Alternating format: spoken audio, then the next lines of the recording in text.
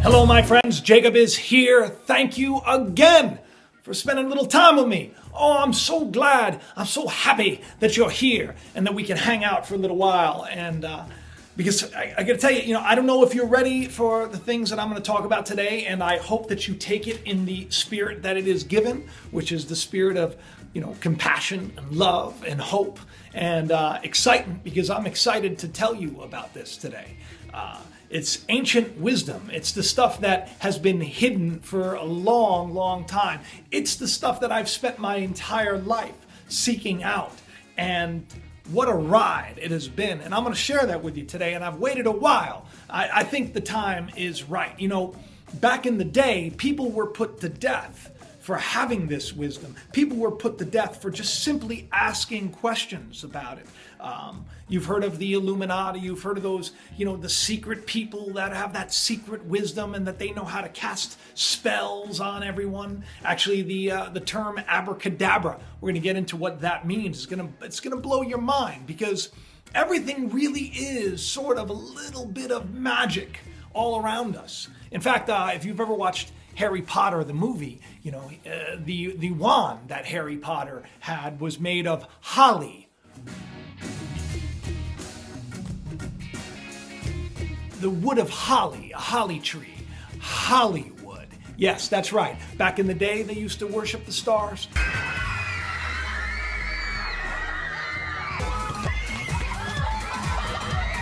Today is no different. The wool has been pulled over our eyes, and we've been existing like miserable, pathetic, sad lumps.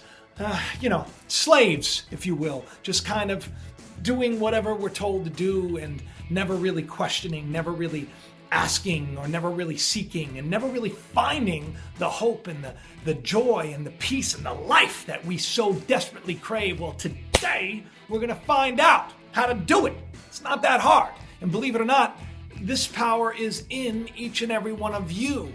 It's the keys of the kingdom that Jesus talked about. It's the way, it's the path that all of you have probably heard about in a roundabout way, but never knew that power lie within each and every one of you. The Gnostics were put to death many, many years ago for teaching this wisdom, and things were hidden up, and all of this ancient wisdom was destroyed until it was recently discovered.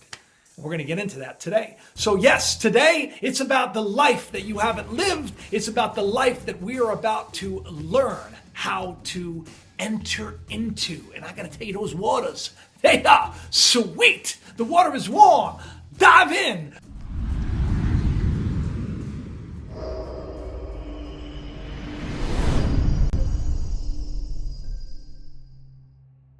So after that goofy intro, thank you for staying, those of you that have stayed. And listen, of course, thank you. I want to thank all of you for, I'm blown away by how many people have subscribed and all the amazing comments and that I get. And I got to tell you something, I really do try to get back to everybody. And if you do email me, or you do reach out to me, or you do comment and I don't get back, please do it again, because I'll try to get to it. And when I do see it, believe me, I do respond. I wanted to talk about the power that's in us all, this hidden power that, those in the know, the Illuminati and all those guys, this is the power that they're exercising, that they've kept hidden from us, and from birth, we've been brainwashed and conditioned to not understand the incredible potential that lies within each and every one of us. And it's this potential, this spirit, this life that is within me, that has given me the ability to now speak to you, because it started with faith a long time ago that one day many people would get to know me. And I wrote about that in one of my essays that I wrote on my website, which is at the corner. You can check it out, jacobisrael.com. All my essays I share for free. If you're into that stuff, check it out. And it was called Inspiration Rules, where I basically told everyone, look, one day this is the person I'm going to be, and this is the direction I'm heading. And I've lived the life of faith. Before I before I began writing television for some, big time TV shows. I'm not going to get into that too much right now. I believed that it was possible. I had this seed, this idea within me.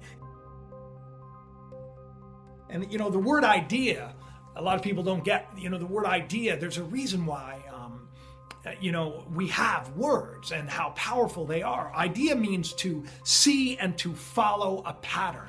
So when you have an idea, it's to see the bigger picture, and it's, kind of puts you on that path to follow it to its completion. And I'm telling you, faith is the substance of things hoped for. It's this when you have the faith that you can do something or be something, that desire that's in your heart is there for a reason. And when you believe it and when you become one with it, right, you will get there. It's the substance of these things that are hoped for, and it's evidence of that which isn't seen. That's written in the book of Hebrews. If you don't believe me, check it out. Not that because it's written there makes it so, but because it's true. Whatever we believe, we receive. There's that great expression, perception is reality, right? And a lot of people say, whoa, no, perception is not reality. But I'm telling you, perception is your reality, because what you perceive becomes your existence. It becomes the world that you're living in. Like if you believe yourself to be a sad, pathetic person, guess what? You're going to live the life of a sad, pathetic person. If you believe you're a person that can never get ahead, well, guess what? You have judged that, so you will be judged with a life that never gets ahead. Our thoughts, they are power, right? They're a gift. They're like seeds. And whatever thought that you sow into the world and you speak it, it becomes. Words are an incredible thing, right? As I'm talking to you right now, they only exist when I give it a vibration. It comes from seemingly nowhere. It comes from an infinite space. It comes from this thing that I call spirit or inspiration. And as I speak it, I send it out into the world, right? And there's this great proverb that says, if I send my word out into the world, it will not return void. It will accomplish what I set it into the world to begin with, to do. Okay, so if you're saying that your life is terrible, people today, it's so sad. We've been brainwashed and tricked into telling everybody what's wrong with us, right? We love to tell people how terrible our life is. Oh, I have this back problem, and I have that, I have that arthritis, and I have this disease, and oh, you don't know how terrible people are to me, and oh, well, you don't get it, you don't understand. I can't do that. I can't get to the gym. I can't eat better. I can't feel better. I can't get ahead. All these can'ts. We make these declarations, right? And these declarations, well, are proof is that we don't get ahead, and we don't get fit, and we don't feel better, and we're always miserable. And it was first the faith that was going to happen. That was the substance, right? The faith, the idea that you're not going to go anywhere. And that's why you never went anywhere. You see, now I've always been a person of great faith. I've been a person for many, many years. I've been seeking. Those who seek find. You're not going to ever find something if you don't start looking. And that's the problem today. The problem today is that everybody just kind of goes about their life and they don't say, hey, is there more? And I'm not talking about religion. Today I'm going to find some people that may get offended by what I say because I'm too religious. And then there are going to be other people that are going to say I'm not religious enough. And then some people are going to say that they have a problem because I may mention that I believe in an infinite creator that I'm one with. And some may say, oh, well, they're upset with me because I haven't mentioned, Jesus or Buddha or Allah or Muhammad or Krishna. You see, that's the world talking. That's the thing, right? It's that everybody wants everybody else to be put under their thumb because they themselves aren't free.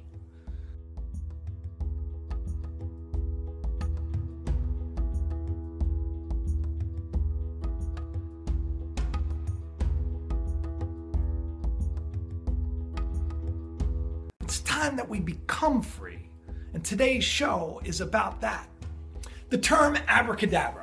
You hear magicians saying abracadabra a lot. Well, you know what it actually comes from? It comes from an Aramaic phrase, which means I create as I speak. How cool is that?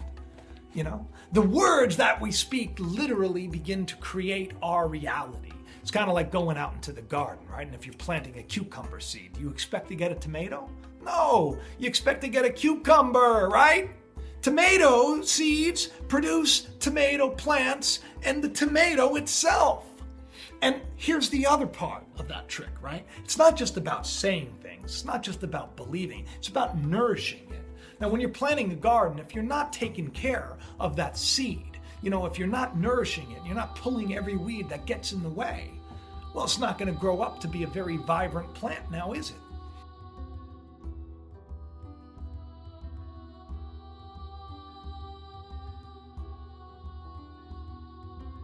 Jesus had a parable where he talked about this. He said that, the seed is the word of God. It's sown into the world, and some of it falls among thorns. And for those of you that are into this stuff, a lot of people don't understand what the thorn is. Pretty simple, right? Jesus was given a crown of thorns. Paul had a thorn in his side. Well, in the parable of the sower, the seed was the truth. It was this understanding of who we are, and that our words and our spirit that is within us, that it has power, and that whatever we sow, we reap in return, right? Because God is not mocked. Whatever a man sows, he also reaps. So, if you plant that cucumber seed and you don't pull the weeds afterwards, you're going to have problems.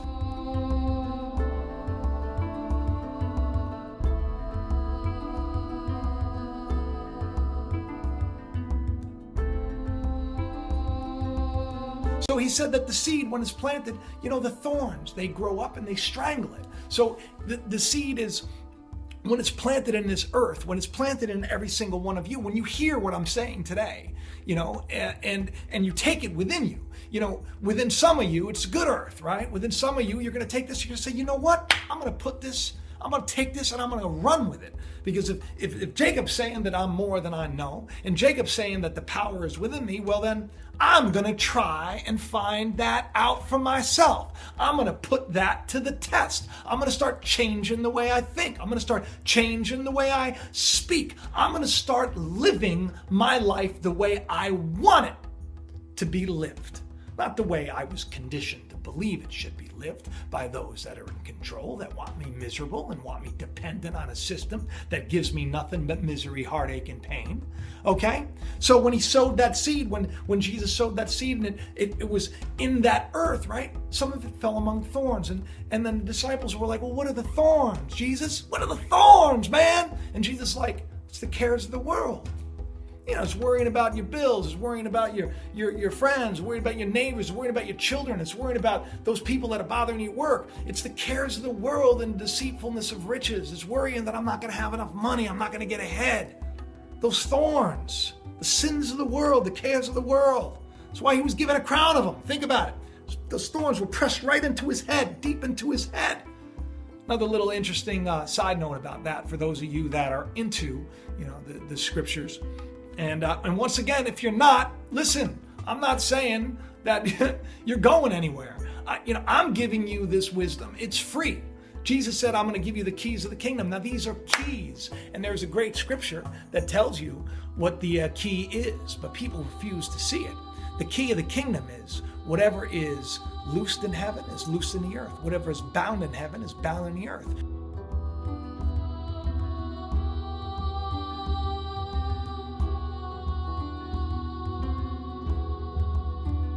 Whatever you believe up here becomes out here. Whatever you let go and you loose and you send it out into the world, it becomes. But whatever you say, I can't do, whatever you bind up here, it's bound up here. There is a lot more to all of us people, right? There is a lot more. So these thorns, these cares of the world, these, that we're all ruled by, that Paul had one in his side, right? But what was the answer? He kept praying, take these cares of the world away, take these thorns away. But he understood that grace was sufficient. See, in life we're going to have issues. We're going to have trouble. We're going to have trials. That's part of it because we're in this world. But we have to learn that we're not of this world. We're kind of in here. My video last week on simulation theory, it really does, for those people that said, oh no, it doesn't tie in with any kind of faith at all. I mean, I disagree with you, because I think that it really does. Because we all came from an infinite place, and we were,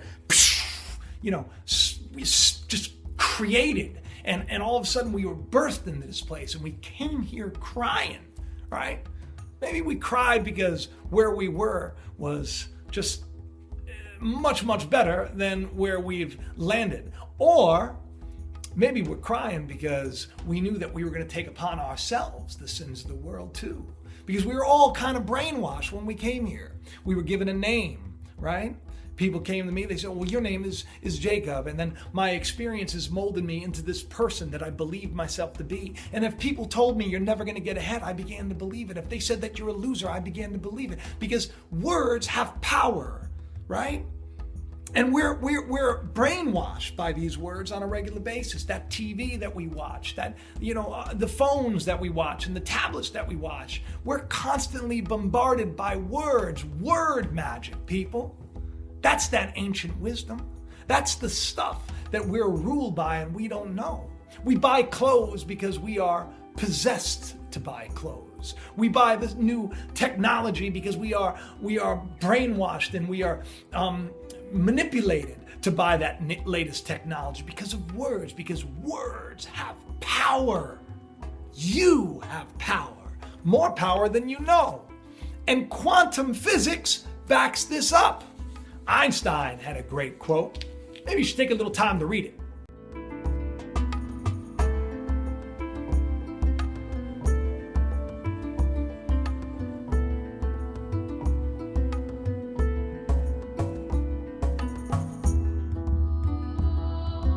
In the book of Proverbs, there is a great passage where there is no vision, my people perish, but he that keeps the law is happy.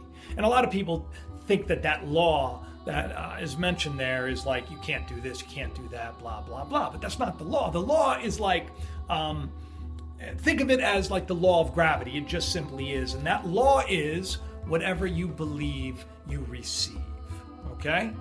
So you have to have vision. If you don't have a vision for your life, you're going to perish. You're just going to go about your daily business and you're going to perish. If you think that your relationship is beyond repair, it's beyond repair. And if you don't see yourself in a better relationship, how will you ever find a better relationship? But if you know and you have faith that you have power to do anything under the sun, because with faith all things are possible. And you see, that is the wisdom that the world doesn't want you to know. That is the wisdom that those that are behind the scene pulling all the strings, they're creating the world that they believe is the one that they want, and it's happening. We have war, we have instability, we have crisis, we have fear, and that just disrupts the very nature of our peace and our security. And it's hard to have vision, and it's hard to create from a place of infinite potential when you think that you have no power at all. And every single one of us, we've been convinced that we have no power. Now listen, there are laws that are in place, very much like the law of gravity. So if you love someone, this is a law. You will be loved in return. If you live a life of compassion, you will know compassion. But if you live a life where you're selfish and you're putting people down, that's all you're going to know. If you're a bitter person, you will know bitter people. If you're somebody who likes to talk bad about people behind their backs, you're going to find that is your experience. And now that may be your experience right now, and that is not really the heart of who you are. And if that happens, that's okay, because all of this is working together for our good, right? This is like it's like a school for us. It's like a school for us. And as I said in my last video, it's sort of like a game. And the rules, they seem to be changing, don't they? Right now, they seem to be changing. So I think it's time that we take the reins. I think it's time that we stand up and we start living for more. And we start believing that what's in here can go out there.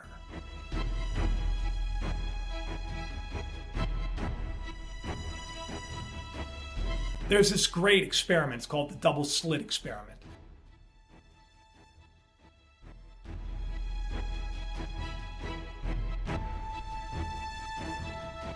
And I think this ties in just so beautifully.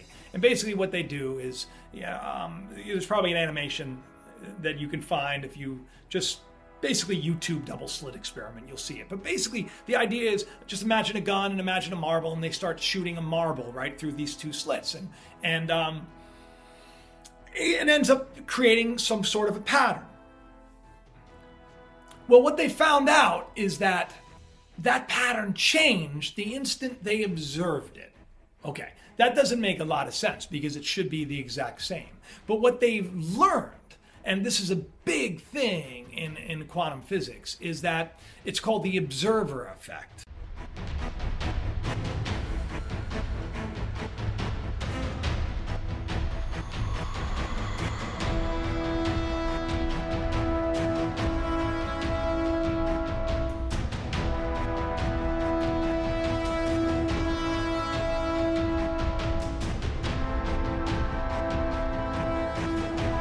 Is that just by simply observing something, right?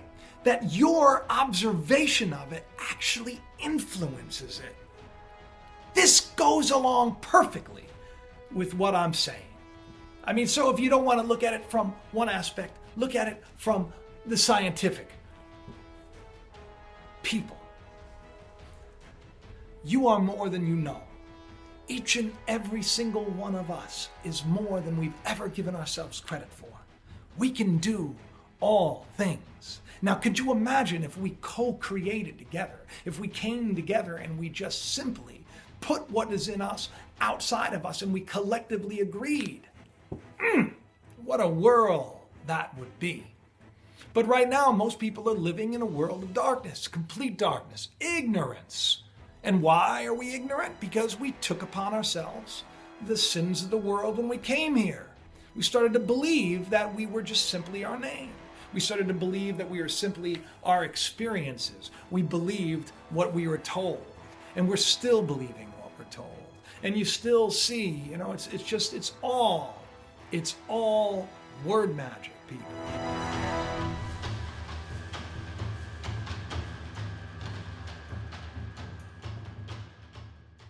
The world is going to try to tell you that you're nothing, that your life is meaningless, and that you have no reason to have hope. The world is going to do all it can to try to keep you smack dab in your place, blind and shackles, right?